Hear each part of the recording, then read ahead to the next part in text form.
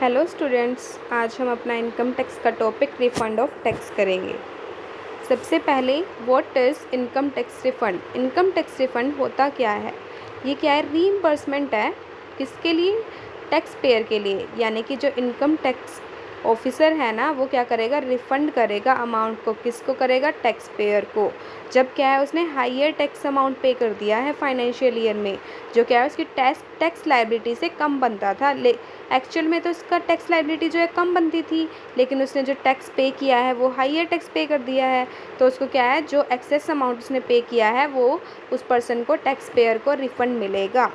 अब क्या है, अगर रिफ़ंड कब मिलेगा? Income tax refund are possible when you have been paying the compulsory advance tax और have TDS deduction on your income. यानी कि अगर आपकी इनकम में टीडीएस डिडक्शन है और जो है आपने compulsory advance tax time limit के अंडर हर बार पे कर रहे हो, तभी आपको इनकम टैक्स रिफ़ंड क्लेम कर सकते हो आप, वरना नहीं कर सकते हो। अब क्या है, अगर आपको क्लेम करना है ना, तो उसको आपको आईटीआर के सेक्शन के अंडर क्या है, फ़ाइल करना पड़ेगा। फ़ाइल करने के बाद ही आप उस अमाउंट को क्लेम कर सकते हो। अब क्या है, additional tax paid doesn't attract any interest. अगर आप कोई एडिशनल अमाउंट पे करते हो, यानी कि एडिशनल ज़्यादा टैक्स पे करते हो, तो उस पे आपको कोई भी इंटरेस्ट नहीं मिलेगा। तो क्या है, आपको अवॉइड करना चाहिए टैक्स की एक्सेस पेमेंट को, और आपको सिर्फ उतना ही टैक्स की पेमेंट करनी चाहिए जितनी बनती है। यानी कि आपको प्रॉपरली एस्टिमेट लगाना चाहिए, और जो है आपको वहाँ पर टैक्स की अमाउंट ज़्यादा देने के बजाय उस अमाउंट को कहीं और इन्वेस्ट कर देना चाहिए, ताकि आपका एक अर्निंग सोर्स जनरेट हो सके। अब नेक्स्ट हमारा टॉपिक है eligibility criteria for income tax refund. क्या है, ये क्राइटेरिया डिफाइन करता है जिसके अंडर ही आप एलिजिबल होंगे टैक्स रिफंड के लिए, अदरवाइज़ नहीं। फर्स्ट तो ये है कि अगर आपने जो एडवांस टैक्स पेमेंट है वो ज़्यादा कर दी है आपकी एक्चुअल टैक्स लायबिलिटी से, तो आप क्या है, रिफ़ंड के लिए क्लेम कर सकते हैं। अब सेकंड है, आपका जो टीडीएस पेमेंट है ना फाइनेंशियल ईयर का, वो एक्सीड है, यानी कि ज़्यादा है योर फाइनल टैक्स लायबिलिटी से, तो क्या है, तो भी आप क्या है, क्लेम कर सकते हैं। If you have made last moment tax saving investment. अगर आपने क्या है, टैक्स सेविंग इन्वेस्टमेंट की है ना, तो भी आप रिफ़ंड के लिए क्लेम कर सकते हैं। अगर क्या है, अगर आप डबल टैक्सेशन पे कर रहे हैं, तो डबल टैक्सेशन के टाइम पे आपको कुछ डिडक्शन मिलती है, तो भी क्या है, आपको रिफ़ंड मिल सकता है डिडक्शन के according. You have paid excess tax under regular assessment due to an error in assessment के अंडर एरर होने के कारण, अगर आपने एरर के कारण, तो आपको क्या है, वो अमाउंट वापस मिलेगा जो आपने एक्सेस अमाउंट पे किया था, तो भी आप रिफ़ंड को क्लेम कर सकते हैं। नेक्स्ट हमारा आता है how to claim income tax refund. Simple way claim करने का ये है कि आप क्या है, सही form correct income tax return file करें ड्यू डेट से पहले, तभी क्या है, आप क्लेम कर सकते हैं इनकम टैक्स रिटर्न को। और आपको एडवांस पेमेंट ऑफ टैक्स अपना चेक करना होगा under form 26 AS accounting standard. After you have filed your income tax return, the assessment officer must be satisfied with the income tax calculation of the form. अगर क्या है, जो assessment officer है वो satisfy होता है जो आपने इनकम टैक्स की कैलकुलेशन की है उससे, तभी क्या है, वो आपको क्या है, अप्रूव करेगा क्लेम के लिए। आपने जो फाइल किया है ना क्लेम के लिए, वो उसको तभी अप्रूव करेगा रिफ़ंड के लिए, तब जब क्या है, जब वो उसे लगता है कि आपका टैक्स कैलकुलेशन सही है। अदरवाइज़ इसके अलावा अगर वो मतलब एक्सेप्ट नहीं करता, तो आप फॉर्म नंबर 30 रिक्वेस्ट कर सकते हो उनको कि आप रिव्यू करें, दोबारा एक बार चेक करें। और फिर क्या है, आपको क्या है, आप जो है अपना डायरेक्ट जो बैंक अकाउंट है उसके साथ वो भी अटैच कर सकते हैं, बैंक अकाउंट की डिटेल्स, ताकि अगर आपका अमाउंट रिफ़ंड होना है तो वो साथ ही साथ डायरेक्टली रिफ़ंड हो जाए, ट्रांसफ़र हो जाए। नेक्स्ट हमारा आता है due date to claim income tax refund. यानी कि क्या ड्यू डेट है, किस डेट से पहले आपको क्या है, फाइल करना पड़ेगा। यू कैन क्लेम, आप क्या है, क्लेम कर सकते हो इनकम टैक्स रिफ़ंड को विदिन 12 मंथ, यानी कि 12 मंथ के under after the end of relevant assessment year, यानी कि रिलेवेंट असेसमेंट ईयर के विद इन 12 मंथ्स के अंडर आप क्या है क्लेम कर सकते हैं। आप क्या है कुछ कंडीशंस दी गई हैं कि आप क्लेम कैसे अप्लाई कर सकते हैं। यू कैन क्लेम आप क्या है क्लेम कर सकते हो एक टैक्स रिफंड को, इनकम टैक्स पेड जो आपने पे किया है income tax, six successive assessment year, यानी कि 6 ईयर के अंडर जो आपने पे किया है ना उसके लिए आप क्लेम फाइल कर सकते हो। CBDT, यानी कि CBDT क्या है, central board of direct tax, ये क्या करता है एक्सेप्ट नहीं करता है टैक्स रिफंड क्लेम्स को जो क्या है इस पीरियड से ओल्डर है, यानी कि 6 ईयर से अबोव है, 7th ईयर 8th ईयर है, तो उनको क्या है एक्सेप्ट नहीं करेगा उस पीरियड के लिए क्लेम को। CBDT डजेंट पे any interest on the tax refund, CBDT क्या है टैक्स रिफंड के लिए कोई भी इंटरेस्ट पे नहीं करता। लेकिन आगे एक कंडीशन आएगी तो वो क्या है, वो कंडीशन आप इसके अंडर ऐड कर सकते हो।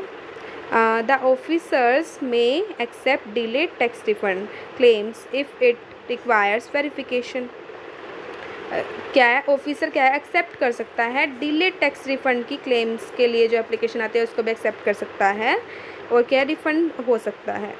अगर आपका टोटल जो क्लेम है, टोटल क्लेम अमाउंट है वो असेसमेंट ईयर के लिए वो क्या है 50 लाख से अबोव नहीं होना चाहिए, यानी कि जो आपने क्लेम किया है, जिस अमाउंट को आपने क्लेम किया है असेसमेंट ईयर के अंडर वो क्या है 50 लाख से अबोव नहीं होना चाहिए। नेक्स्ट हमारा आता है इनकम टैक्स रिफंड इन स्पेशल केस। कई बार क्या है ये शॉर्ट क्वेश्चन में आ सकता है कि आप इनकम टैक्स रिफंड को इन स्पेशल केस में डिफ़ाइन कीजिए, या फिर इंटरेस्ट अर्न्ड, ये भी इंटरेस्ट अर्न्ड का भी क्वेश्चन बहुत रेज होता है क्योंकि इसके अंदर डिफरेंट कॉन्ट्राडिक्ट कर रहा है ना, उधर तो बोल रहा है इंटरेस्ट नहीं होता और इधर ये बताया कंडीशन इधर इंटरेस्ट मिलेगा उस पर्सन को, जो टैक्स पेयर था उसको इंटरेस्ट मिलेगा, वो मैं आपको अभी बताती हूँ। सबसे पहले इनकम टैक्स रिफंड इन स्पेशल केस, इसमें क्या है अगर कोई पर्सन है वो अनेबल है क्लेम करने के लिए, ये वो किसी भी कारण से हो सकता है, इंसॉल्वेंसी के कारण, डेथ के कारण, लिक्विडेशन के कारण, इनकैपेसिटी के कारण या फिर एनी अदर कोज, तो फिर उनका क्या है लीगल रिप्रेजेंटेटिव या फिर गार्डियन या फिर रिसीवर और ट्रस्टी क्या है फाइल कर सकता है इनकम टैक्स रिफंड उनके बिहाफ पे अंडर सेक्शन 238। अगर आपको सेक्शन याद है तो आप इसको अच्छे से याद कर सकते हैं, अगर आपको याद नहीं होता है तो आपको सेक्शन लिखने की रिक्वायरमेंट नहीं है, आप प्लीज़ सेक्शन ना लिखें, आप ये एक्ट याद कर लें इनकम टैक्स एक्ट 1961। आप क्या जहाँ पे भी आपको लगे कि मुझे मेंशन करना चाहिए आप इसको मेंशन कर सकते हैं। Interest earned on income tax return, अब क्या है the income tax department mandatorily pays an interest if the refund amount is equal to और above 10% of the total tax paid. ये क्या बोल रहा है, अगर आपका जो अमाउंट है वो क्या है 10% से अबोव है, किसका 10%, जो आपने टोटल टैक्स पे किया है अंडर सेक्शन 244A, यानी कि अंडर सेक्शन 244A जो आपने टोटल अमाउंट टैक्स पे किया था उस पे जो रिफ़ंड बनता है वो 10% से अबोव है, तो आपको क्या है 0.5% के हिसाब से इंटरेस्ट मिलेगा पर मंथ। ठीक है, ये इंटरेस्ट वाली कंडीशंस है। अब मैं आपको इंटरेस्ट ऑन रिफ़ंड का थोड़ा ब्रॉड में कॉन्सेप्ट बताऊंगी क्योंकि कई बार क्या है ये बड़ा क्वेश्चन भी बन जाता है, तो मैं आपको अच्छे से करवाना चाहती हूँ ताकि आप इसको पेपर के लिए अच्छे से प्रिपेयर कर सकें। सबसे पहले पॉइंट तो ये है कि अगर जो है ओरिजिन के टाइम पे जो टैक्स डिडक्ट हुआ है वो क्या है जो ज़्यादा डिडक्ट हो गया है तो फिर क्या है वो पर्सन क्लेम के लिए फ़ाइल कर देता है within time, within due date से पहले ही फाइल कर देता है। तो क्या है जिस दिन कटा था ना इंटरेस्ट उसी दिन से तब जिस दिन फाइल किया उस दिन तक का उस पर्सन को इंटरेस्ट मिलेगा 0.5%। अब नेक्स्ट सेकंड पॉइंट आता है कि अगर उस पर्सन ने क्या कर दिया within time late due date के अंदर जो है वो फाइल नहीं की क्लेम के लिए, तो क्या है अगर उसने लेट फाइल किया ना तो उसको जिस दिन उसने फाइल किया उस दिन से जिस दिन वो अप्रूव हुआ उस दिन तक का इंटरेस्ट मिलेगा, यानी कि इंटरेस्ट मिलेगा 0.5%। नेक्स्ट आता है हमारा जो नेक्स्ट इस पॉइंट पे ये कहता है कि अगर जो है टैक्स डेट जो टैक्स पेयर है उसने खुद सेल्फ डिटर्मिनेशन किया है टैक्स का, तो क्या है उस या तो वो डेट जिस डेट को उसने रिटर्न फाइल किया है या फिर वो डेट जिस डेट को उसने पेमेंट किया है, तो दोनों डेट जो भी बाद में है ना, बाद में उसी डेट से अप्रूव होने तक की डेट तक का इंटरेस्ट पे किया जाएगा। अब हमारा नेक्स्ट आता है, इसमें क्या है किसी अदर कंडीशंस में क्या है पेनल्टी या फिर टैक्स पे कर दिया है किसी पर्सन ने, उसी डेट से क्या है जब अप्रूव होती है क्लेम उस डेट तक के लिए क्या है टैक्स की पेमेंट के इंटरेस्ट की पेमेंट की जाएगी। अब नेक्स्ट हमारा पॉइंट है कि जो है अगर जो पेमेंट है वो यानी कि वापस जो इंटरेस्ट है वो बनता है, यानी कि किसी पर्सन ने ये बोला कि आप जो है दोबारा से एक बार कैलकुलेट कीजिए, फ्रेश असेसमेंट कीजिए, लेकिन क्या है फ्रेश असेसमेंट नहीं की जाती, तो फिर क्या है जितना भी टाइम लगता है उस क्लेम को सेटल होने में, अप्रूव होने में, तो आपको क्या है एक्सेस पेमेंट करना पड़ेगा। कितना 3%। पहले तो हम 0.5% दे रहे थे, लेकिन अब क्या है 3% के हिसाब से हम क्या है उसको इंटरेस्ट की पेमेंट करेंगे। अगर जो है हमारा नेक्स्ट पॉइंट आता है हमारा, अगर जब हमारा टैक्स कटा था वो एट सोर्स कट गया था और हमारा टैक्स क्या है तभी सेंट्रल गवर्नमेंट को ट्रांसफ़र हो गया था, तो क्या है हम जो है क्लेम के लिए फ़ाइल कर सकते हैं और उस पर उसी डेट से क्लेम मिलेगा, यानी कि जिस दिन हमने पेमेंट कर दी थी ना उसी डेट से इंटरेस्ट हमें मिलेगा। सॉरी मैंने थोड़ा गलत बोल दिया, इसमें क्या है उस डेट से मिलेगा जिस दिन हमने अप्लाई किया है, उसी दिन जिस दिन अप्लाई किया है ना उस दिन से हमें क्या है इंटरेस्ट की पेमेंट मिलेगी, जब वो अप्रूव होती है, ग्रांट होती है उस दिन तक के लिए। अब क्या है अगर जो है हमने वापसी के लिए जो है कमिश्नर या फिर एपीलेट ट्रिब्यूनल या फिर हाई कोर्ट या फिर सुप्रीम कोर्ट के मतलब उन्होंने ऑर्डर दिया है कि आप जो है इंटरेस्ट को रिटर्न वापस करना पड़ेगा, तो उसी डेट से मिलेगा जिस डेट से मतलब उस डेट को मिलेगा वो जिस डेट पे ग्रांट हुआ है, जिस दिन हमने टैक्स की पेमेंट की थी। अब हमारा आता है tax interest rate. Interest rate क्या होगी 0.5%। अगर 0.5% इंटरेस्ट कब मिलेगा, अगर जो हमने टैक्स का अमाउंट पे किया था वो क्या है 10% से ज़्यादा उस पर रिफ़ंड बनता है, तभी हमें क्या है 0.5 रेट के अकॉर्डिंग इंटरेस्ट मिलेगा, 0.5 पर मंथ। अब कुछ अदर प्रोविज़न्स हैं विलम्ब की अवधि आएगी जब वो पीरियड जब जो है टैक्स पेयर की वजह से कुछ फ़ाइल वगैरह की वजह से ज़्यादा टाइम लगा था ना, तो वो डेज़ कैलकुलेट नहीं किए जाएंगे, इंक्लूड नहीं किए जाएंगे इंटरेस्ट की पेमेंट के डेज़ में। अब क्या है अगर यदि वापसी की राशि में कोई वृद्धि या कमी निम्नलिखित के फलस्वरूप हो जाए तो तदनुसार ब्याज की राशि भी बढ़ा व घटा दी जाएगी।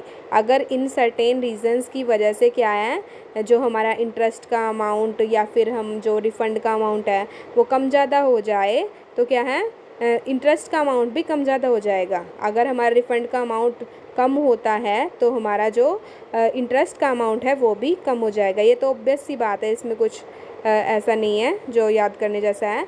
आपको इजीली पता ही है कि अगर आप जो है रिफ़ंड का अमाउंट कम होगा तो इंटरेस्ट का अमाउंट भी कम होगा। और इसमें ये कौन कौन से रीज़न्स हैं,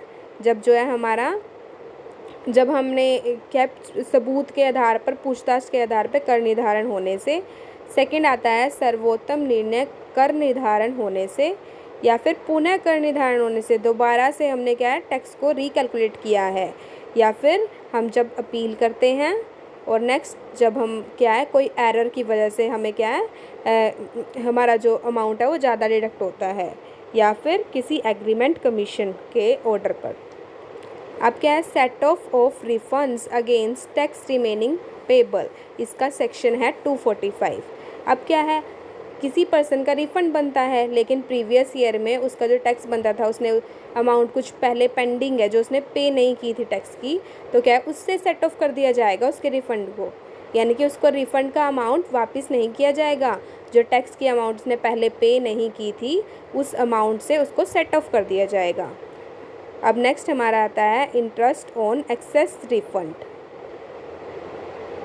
एक्सेस रिफ़ंड कर दिया जाता है, यानी कि जितना अमाउंट बनता था उससे ज़्यादा रिफ़ंड कर दिया जाता है। तो ऑब्वियस सी बात है, रिफ़ंड हमने ज़्यादा किया तो इंटरेस्ट की पेमेंट ज़्यादा कर दी होगी। तो हम उसी डेट से जिस दिन उसको पे किया गया ना, और जब तक हमें ये पता लगाने का टाइम लगा उस डेट तक हम उससे वो रिफ़ंड भी वापस लेंगे जो एक्सेस पेमेंट किया है, और इंटरेस्ट भी लगाएंगे 0.5% के अकॉर्डिंग।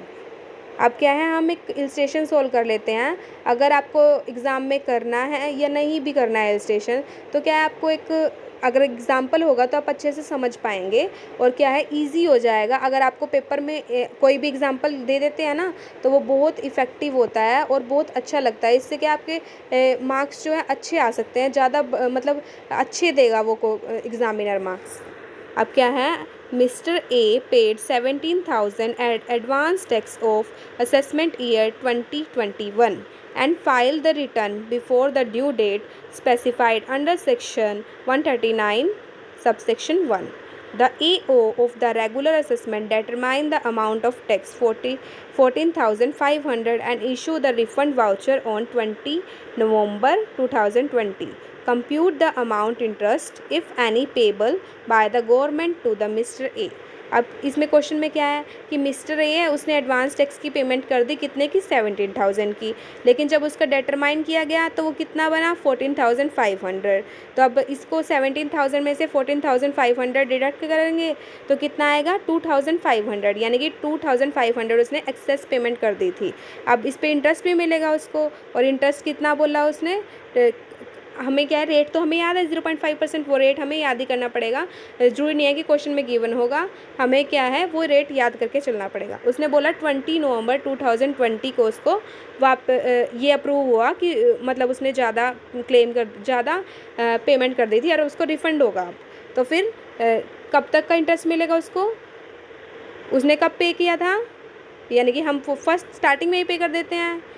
1 अप्रैल में उसने पे किया था, तो 1 अप्रैल से 20 नवंबर तक कितना हो गया, 7 मंथ्स 20 डेज़ हो गया। लेकिन हम क्या है, इसको हम 7 मंथ 20 डेज़ लेंगे, इससे हम क्या है, इसको 8 मंथ्स ही ले लेते हैं। तो हम क्या है 8 मंथ ही लेंगे। अगर 7-10 है तो हम 7 मंथ ले लेंगे। तो हम क्या है ओवरऑल मंथ्स में ही कैलकुलेट करेंगे। तो हमने 8 मंथ ले लिया,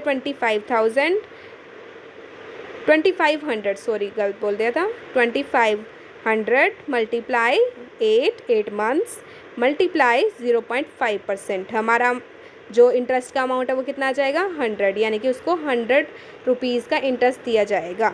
अगर आपको हमारी वीडियो पसंद आई हो तो like, comment, subscribe and share also.